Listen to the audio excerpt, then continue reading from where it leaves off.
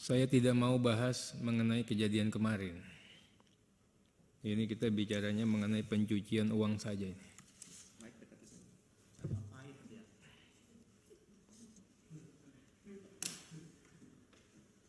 Pencucian uang pasal 1 ayat 1 didefinisikan sebagai segala perbuatan yang termasuk atau yang memenuhi unsur tindak pidana berdasarkan undang-undang ini. Definisinya nggak jelas ini, Bu Dokter. Kalau orang awam nggak jelas, Pak. Kasihan ini. Saya aja anggota DPR juga masih bingung bacanya, Pak.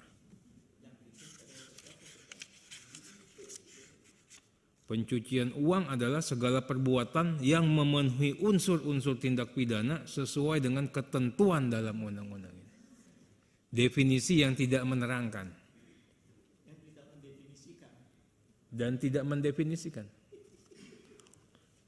Jadi ada perbuatan-perbuatan yang termasuk juga mencuci uang tapi tidak bisa dipidana. Kalau dari definisi pasal 1 ayat 1 itu, Pak dan Ibu narasumber. Sekarang saya mau tanya, perbuatan-perbuatan yang mencuci uang yang tidak bisa dipidana itu yang mana? Ini kan tafsir a contrario. Atas tafsir pasal 1 ayat 1, saya minta klarifikasi. Kemudian pasal 1 ayat 5, transaksi keuangan mencurigakan. Tapi pasal 1 ayat 1 sepakat ya, ada pencuci uang tapi tidak dipidana. Sepakat dulu nih kita ya. Bisa nggak begitu? Atau nggak sepakat? Yang kedua, pasal 1 ayat 5, transaksi keuangan yang mencurigakan, transaksi keuangan yang menyimpang dari profil, dari karakteristik, dari kebiasaan pola transaksi. Ini saya diajarkan hukum perbankan sama Dr. Yunus Hussein, ini dosen saya, Pak. Nah, kalau untuk menilai ini, siapa yang menilai profil, karakter, kebiasaan pola transaksi? PPATK. Atas penilaian PPATK boleh tidak di-challenge, minimal oleh pihak yang sedang terperiksa. Oh, boleh. Di pasal yang mana? Saya nggak melihat. Justru ada ketentuan yang namanya tipping off, anti tipping off ya Pak Dr. Yunus ya. Waktu kita diperiksa ini bank nggak boleh ngasih tahu kita ini. Padahal kita nasabah terbaik sama banknya itu. Kita dikerjain banknya nggak boleh ngasih tahu. Nah, ini yang kita katakan kalau diberikan kewenangan yang seperti itu amat sangat membahayakan. Kita tidak bisa membersihkan diri. Tidak bisa melakukan upaya klarifikasi. Kenapa saya katakan begitu? Karena nanti endingnya adalah di 44, pasal 44L. Perdebatan itu berakhir pada saat menyerahkan hasil itu kepada penyidik. Ini yang seringkali kejadian dalam praktek. Negara ini menghilangkan kearifan lokal. Bagaimana musyawarah untuk mufakat, bagaimana nanti kok musyawarah bukan kita turunkan lagi atau kita naikkan lagi.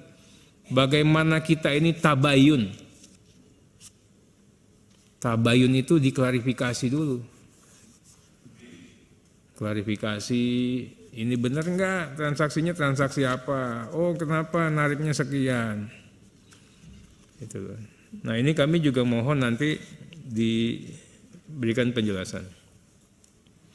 Kemudian yang transaksi mencurigakan yang patut diduga untuk menghindari pelaporan yang wajib dilakukan oleh undang-undang.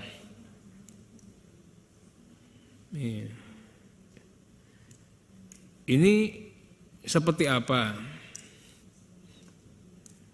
Nanti saya ingin tanyakan juga, jangan-jangan nanti misalnya untuk menghindari kewajiban perpajakan masuk ke sini ya Pak Dokter ya. Nah itu Pak, dijelaskan Pak. Karena takut pajaknya progresif, namanya nama orang. Itu loh. Ini masuk ini enggak? Ini Pak Dokter nanti kami dikayakan lagi dan publik dikayakan. Kemudian yang dilakukan atau batal dilakukan. Ini transaksi yang dilakukan atau transaksi yang batal dilakukan itu maksudnya seperti apa Pak? Dikasih gambaran. Kemudian transaksi keuangan yang diminta oleh PPATK untuk dilaporkan oleh pihak pelapor. Ini yang poin D. Ini dasarnya apa?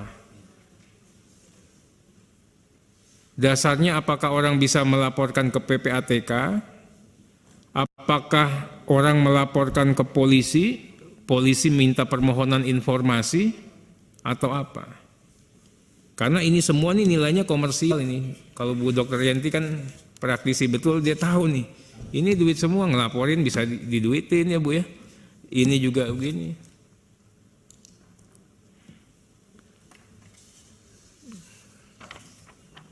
Yang pasal 2, Pak.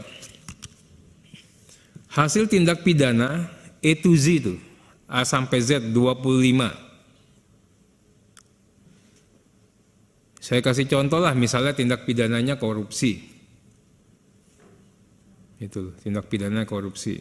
Ini kalau memang di bawah kesadaran penuh atau patut diduga ini uang korup. Misalnya tadi Pak Dokter mengatakan 2M. 2M itu dicuci lah. Namanya nyuci itu dari 2M bisa jadi 6M. Bisa jadi kurang dari 2M. Yang dihitung pencucian uangnya berapa itu Pak Dokter? Ini kita harus ada bersepakat dulu nih. Ini bagian daripada kisruh kemarin, walaupun saya tidak mau bahas yang kemarin. Nah, kalau uang itu tidak hasil tindak pidana, itu kan bukan pencucian uang. Tapi bagaimana si objek terperiksa ini sudah menjadi korban dulu. Karena di undang-undang ini tidak ada ruang untuk klarifikasi. Kan jalan terus nih, kita nasabah, kita nggak tahu tiba-tiba ada operasi, jalan. Nah, ada nggak ruang atau celah? Itu. Saya tadi dikatakan tadi itu kan masalah teori monisme. Kalau terbukti fakta tidak diperlukan dibuktikan mens reanya. Nah ini kami mohon juga nanti diberikan gambaran. Pertanyaan berikut, kalau harta kekayaannya bukan merupakan hasil tindak pidana, pasal 345 itu unsurnya tidak terpenuhi ya Pak dan Ibu ya. Itu tadi, bagaimana sesegera mungkin kita sudah tidak dilibatkan dengan urusan TPPU. Karena ini kan berproses terus, jalan nyampe ke penyidik. Padahal kita bisa katakan, ini bukan hasil tindak pidana. Tapi tidak ada kanal untuk kami mengatakan ini bukan hasil tindak pidana. Uang kami tidak ditanyakan kok, kami tidak diperiksa. Yang urusannya kan antara PPATK dengan pelapor, dengan bank. Itu. Ini kami mohon Pak Dokter kan praktisi. Zamannya Pak Dokter ini tajam, tapi hening. Kan PPATK bukannya begitu Pak Dokter. Itu loh. Kalau sekarang saya nggak tahu. Saya nggak mau boleh ngomong lagi yang kayak gitu.